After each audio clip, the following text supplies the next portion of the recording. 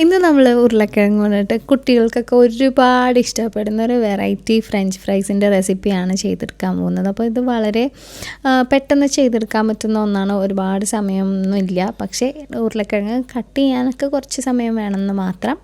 അപ്പോൾ എന്താണെങ്കിലും ഞാനിവിടെ ഒരു 6 ഉരുളക്കിഴങ്ങാണ് എടുത്തേക്കുന്നത്. ഇപ്പോൾ നമ്മൾ എടുക്കുമ്പോൾ എപ്പോഴും വലിയ ഉരുളക്കിഴങ്ങ് എടുക്കുക, എന്നാലാണ് നമുക്ക് ഫ്രഞ്ച് ഫ്രൈസിനൊക്കെ കട്ട് ചെയ്യുമ്പോൾ നല്ല നീളത്തിൽ ഇതുപോലെ ഒന്ന് കട്ട് ചെയ്തെടുക്കാൻ പറ്റുള്ളൂ.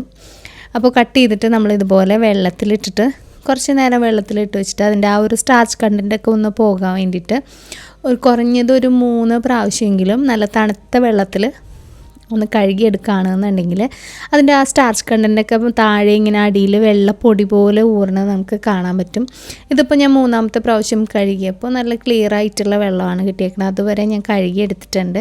ഒക്കെ ഒന്ന് വെള്ളം പോകാൻ വേണ്ടി വെച്ചേക്കാണ്. ഇനി നമുക്കിതൊന്ന് കോട്ട് ചെയ്തിട്ട് ഫ്രൈ ചെയ്യാനുള്ള പൊടികളൊക്കെ ഒന്ന് റെഡിയാക്കി എടുക്കണം. അതിന് വേണ്ടിയിട്ട് 1/2 കപ്പ് അളവിൽ കോൺഫ്ലോറും 1/2 കപ്പ് അളവിൽ നമ്മളെ അരിപ്പൊടിയും കൂടിയാണ് ഞാൻ മിക്സിയുടെ ജാറിലേക്ക് ഇട്ടേക്കുന്നത്. അതിലേക്ക് ആവശ്യത്തിന് ഉപ്പ് ചേർത്ത് കൊടുക്കുക.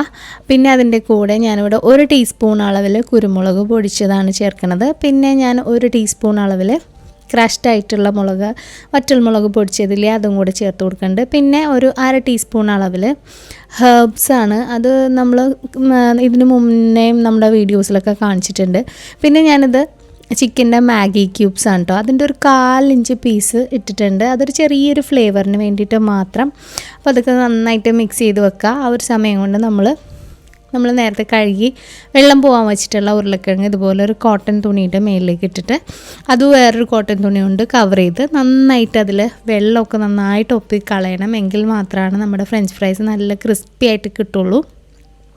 ഇതിപ്പോൾ ഞാനിതുപോലെ ഒന്ന് കവർ ചെയ്തിട്ട് കുറച്ച് നേരം ഒന്ന് റെസ്റ്റ് ചെയ്യാൻ വെച്ചിട്ടുണ്ട്. ഏകദേശം ഒരു 10-15 മിനിറ്റ് ഒന്ന് ഇതുപോലെ തുണി കൊണ്ടിട്ട് ഇങ്ങനെ കവർ ചെയ്ത് വെച്ചിട്ടുണ്ട്. അപ്പോൾ നല്ല ഡ്രൈ ആയിട്ടാണ് എനിക്ക് കിട്ടിയേക്കുന്നത്. ഒന്നിൽ തൊടാതെ ഒട്ടും വെള്ളം ഇല്ലാതെയാണ് കിട്ടിയേക്കുന്നത്. ഇനി നമുക്കിതൊരു ബൗളിലേക്ക് മാറ്റിയിട്ട് നമ്മൾ നേരത്തെ റെഡിയാക്കി വെച്ചിട്ടുള്ള ആ ഒരു പൊടിച്ച് വെച്ചിട്ടുള്ള പൊടിയുടെ മിക്സ്ചർ ഞാൻ ഇതിലേക്ക് ഇടാണ്.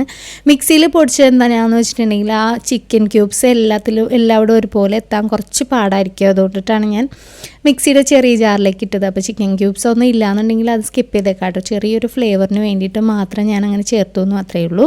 പക്ഷേ ഹെർബ്സ് ഇട്ട് കഴിഞ്ഞാൽ ഒരു വെറൈറ്റി ടേസ്റ്റ് ആയിരിക്കും നമ്മുടെ ഫ്രഞ്ച് ഫ്രൈസിന് കിട്ടുക.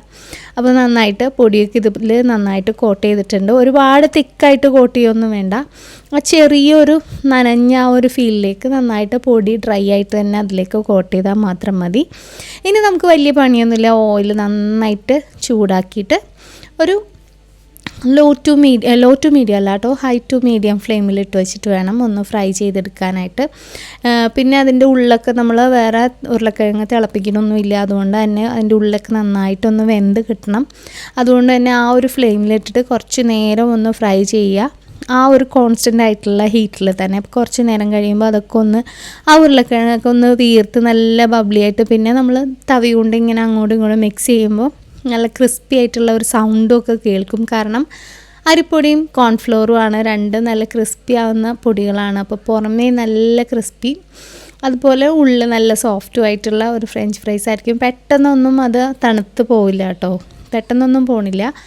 കുറേ നേരം കഴിയുമ്പോൾ എന്താണെന്നുണ്ടെങ്കിലും ഒന്ന് തണുത്ത് പോകും. പക്ഷേ ആ ഒരു ചൂടോടുകൂടി കഴിക്കുന്ന ആ ഒരു ടേസ്റ്റ് വേറെ കിട്ടില്ല. അപ്പോൾ ഇതിൻ്റെ കൂടെ നമ്മളുടെ ടൊമാറ്റോ സോസൊക്കെ ഉണ്ടെന്നുണ്ടെങ്കിൽ അടിപൊളിയായിരിക്കും. അപ്പോൾ കുട്ടികൾക്ക് ഒരുപാട് ഇഷ്ടമാവുന്നതാണ്. അപ്പോൾ തീർച്ചയായിട്ടും ഉരുളക്കിഴങ്ങൊക്കെ ഉണ്ടെന്നുണ്ടെങ്കിൽ ഇതൊന്ന് ട്രൈ ചെയ്ത് നോക്കുക. ട്രൈ ചെയ്ത് നോക്കിയിട്ട് ഫീഡ്ബാക്ക് അറിയിക്കുക. ആദ്യമായിട്ട് കാണുന്നവരാണെന്നുണ്ടെങ്കിൽ നമ്മുടെ ഈ പേജ് ഒന്ന് ലൈക്ക് ചെയ്തിട്ട് ഫോളോ ചെയ്തേക്കാം.